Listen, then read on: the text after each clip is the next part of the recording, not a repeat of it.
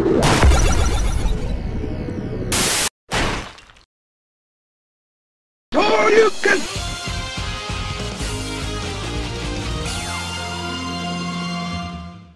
there everyone, my name is Sam and welcome back to the channel. Today we're talking about Quest 64, which is a weird game, more or less. Anyway, this is a game from my childhood and I really wanted to see if it was still any good or not. And no, it's not. It's probably the biggest piece of crap on the system. But really what makes it so bad? And it's pretty much universally known that this game is bad, so why? Well, let's take a look. So before we start the actual game, there's something that we really need to just get out of the way. Just look at the main character's hair. It's ridiculous. Hell, you could probably go fishing with just his head. Quest 64 is your basic RPG, and there weren't too many of those on a Nintendo 64, so I imagine that this game had a lot of hype behind it. Man, it must have really sucked to buy this game right when it came out. I mean, cartridge games back in the day were super expensive, sometimes costing at least 80 bucks. Moving on to the game though, right off the bat you are given a long exposition about some sort of magical book and bad stuff and blah blah blah blah blah. Who cares? I sure don't. Oh, also your father went missing, so you better go find him.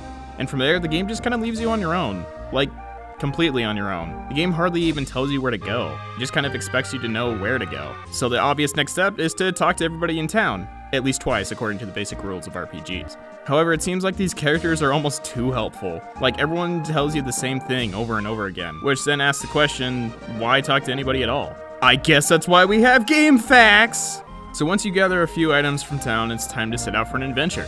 Here, we're introduced to the overworld of the game. It's actually really nice to look at, and honestly, it's probably the best aspect of the game. The draw distance is actually really impressive for the Nintendo 64. You can see so far away. Plus, the game just uses a lot of vibrant colors.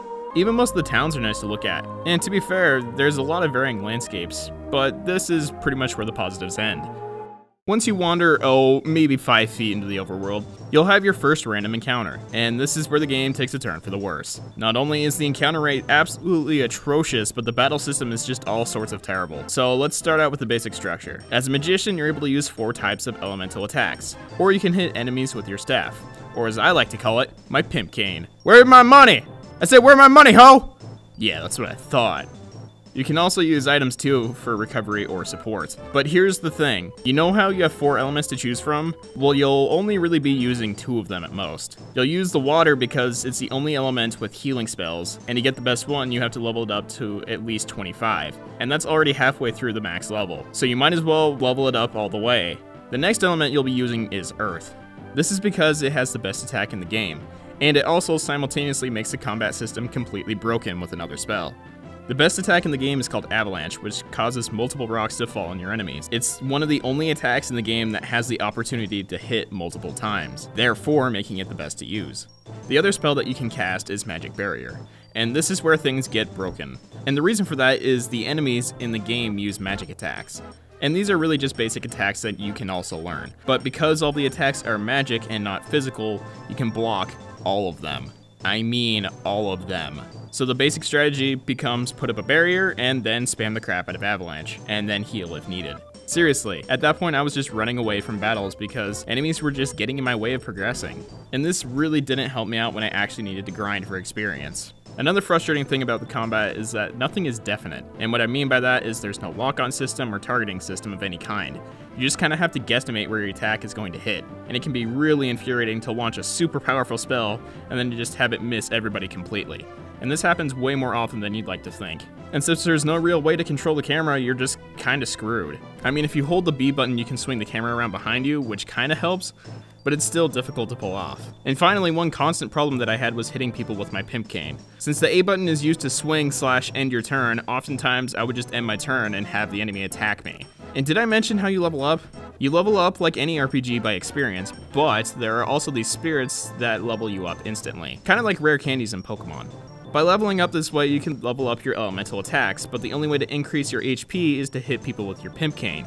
And if you hit people with your pimp cane, then you're not getting the experience that you need for your magic attacks, and it's just kind of a system that really works against itself. For what little story there is, it just seems kinda lazy. So you're sent not only to look for your father in this crazy powerful book, but you also have to collect the 4 elemental crystals. Man, I've never heard that before. Final Fantasy.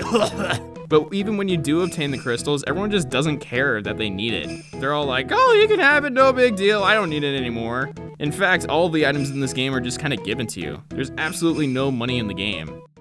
So let's wrap things up here. Throughout this game, there's this girl named Shannon who you meet at every inn in town, and she's even on the same quest as you. But by the end of the game, she reveals herself to be a puppet for Manon, who is a crazy evil bad guy who is hardly mentioned up until this point in the game. Shannon then gives you the magical book that you've been looking for this entire time.